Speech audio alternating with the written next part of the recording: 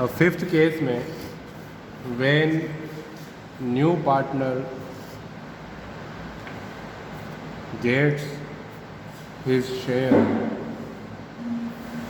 from old partners in a particular ratio.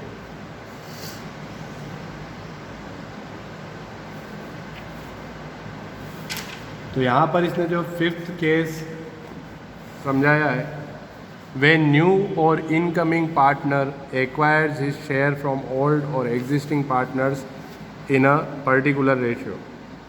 यहाँ पर particular ratio दे रखा होता है, डायरेक्ट लेस किया जाता है, डायरेक्ट सेक्रीफाइस दिया हुआ होगा. न्यू और इनकमिंग पार्टनर में acquire a part of share of profits from one partner and a part of share of profit from another partner. In such a case, existing partners' profit sharing ratio will change to the extent of share sacrificed on admission of the new or incoming partner. यहाँ पर सीधा सा mind में अपने को रखना है, directly जब सेक्रीफाइस दे रखा हो तब हमको इस तरीके से क्वेश्चन करना है. तो फिफ्थ इलस्ट्रेशन इसने समझा रखा है. A and B are in partnership sharing profit and losses in the ratio of 5:3. C is admitted as a partner for 1/5 share, बनाया, which he takes 1/10 from A और 1/10 from B. तो यहाँ direct दे दिया, A ने कितना दिया 1/10 और B ने कितना दिया 1/10. Calculate new profit sharing ratio and sacrifice ratio. तो जब हम क्वेश्चन करेंगे तो शॉर्ट में हमको हमेशा क्वेश्चन को लिखना है. Illustration, if A is to B 5:3, new partner. ये एक तरीका होता है जिससे क्वेश्चन इजी बन जाता है. शॉर्ट में हमको क्वेश्चन हमारे नोटबुक में लिख लेना. न्यू पार्टनर C और C's शेयर 1/5. अब एज सेक्रीफाइस डायरेक्ट दे रखा है 1/10 और बी का जो सेक्रीफाइस है वो भी 1/10. तो जब डायरेक्ट सेक्रीफाइस दिया हो तो न्यू रेशो निकालना है हमको 5/8 माइनस 1/10. वहाँ कुछ भी मल्टीप्लाई नहीं किया हम. इस वाले मेथड में ये ऐसा होता है, सबसे इजी यही है, जो दे रखा है उसमें से डायरेक्ट लेस कर दो, डायरेक्ट सेक्रीफाइस दिया हो. बाकी हमने पहले क्या किया था, 1/5 का 1/10 या 1/2 कर रहे थे. इसमें डायरेक्ट लेस करना है. 80 50 माइनस 8 42/80. बी का होगा 3/8 माइनस 1/10 30 माइनस 8 22/80. और C का 1/5 है, 80 करेंगे उसको तो 16, तो 16/80. A is to B is to C 42/80 22/80 और 16/80.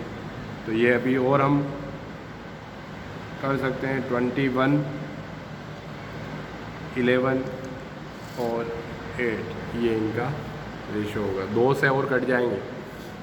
16 8 बार 22 11. जहाँ तक सिंपल बना सकते हैं वहाँ तक हमको इसको काटते जाना है. तो लास्ट रेशो क्या मिला हमको 21:11:8. तो ये वाला जो केस है फिफ्थ केस, इसमें डायरेक्ट लेस किया जाता है, उनका सेक्रीफाइस दे रखा होता है. और अब लास्ट केस जो इसने समझाया है वो है केस 6. और ये अलग से पहचान में आ जाएगा क्योंकि यहाँ इसी वाले केस में ऐसा होता है, एक तो वर्ड आता है हिज शेयर और एक न्यू पार्टनर जो होता है उसका शेयर नहीं दिया हुआ हो. तो समझ जाना हमेशा कौन सा केस आया, लास्ट केस.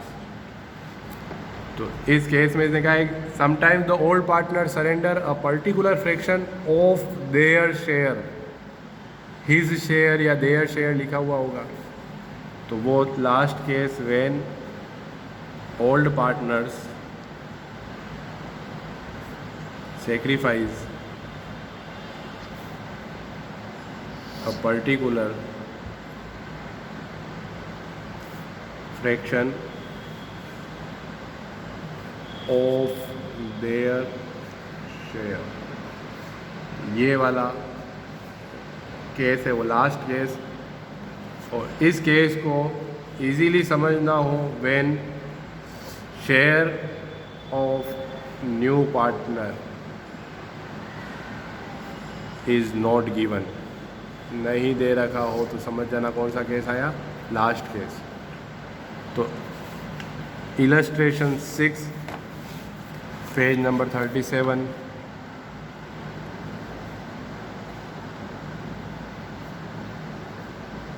इलस्ट्रेशन 6 में A and B are partners in a firm sharing profit in the ratio of 7:3। जब अलग से छोटा क्वेश्चन जब आता है रेशो का, तो सबसे ज़्यादा इम्पोर्टेंट ये वाला होता है, लास्ट केस।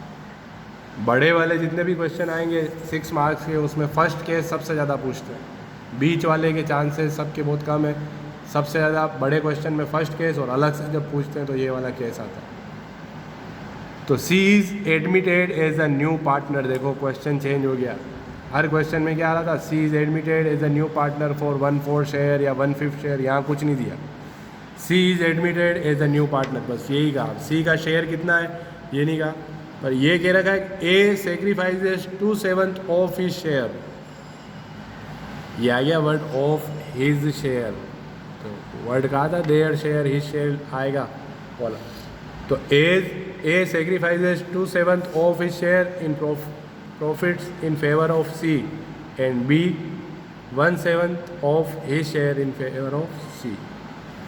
C का कितना रेशियो ये नहीं दिया, लेकिन ये कह रखा है कि A ने अपने शेयर का 2/7 उसको दिया और B ने अपने शेयर का 1/7। तो इसको इस तरीके से करेंगे, A/B, क्वेश्चन में दिया है 7:3, न्यू पार्टनर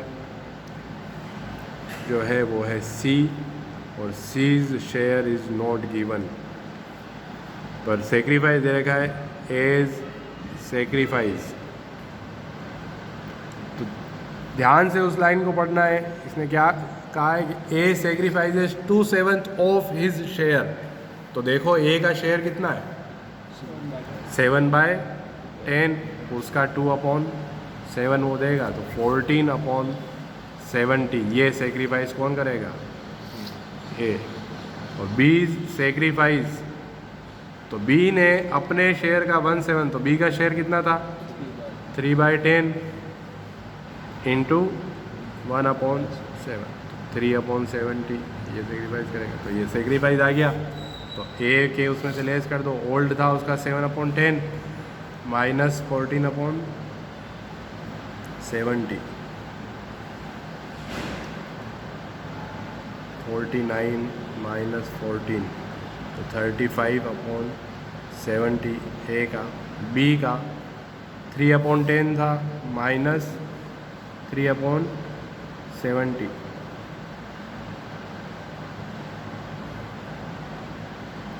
21 माइनस 3, 18/70।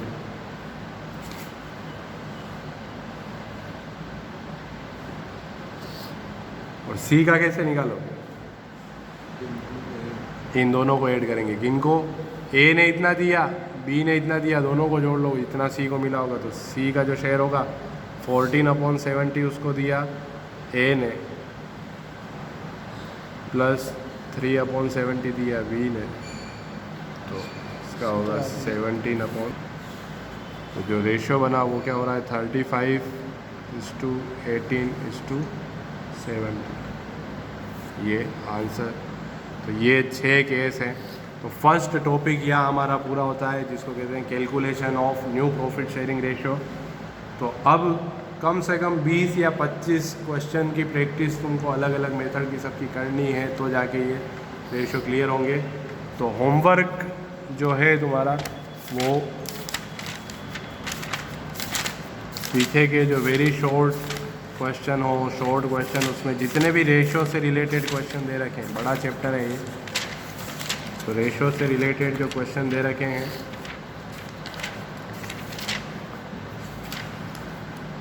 तो मल्टीपल चॉइस क्वेश्चन में भी है, जैसे 10th क्वेश्चन दिया है,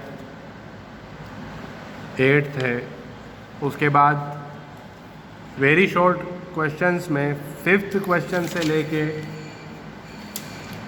19th क्वेश्चन तक सब रेशो के हैं।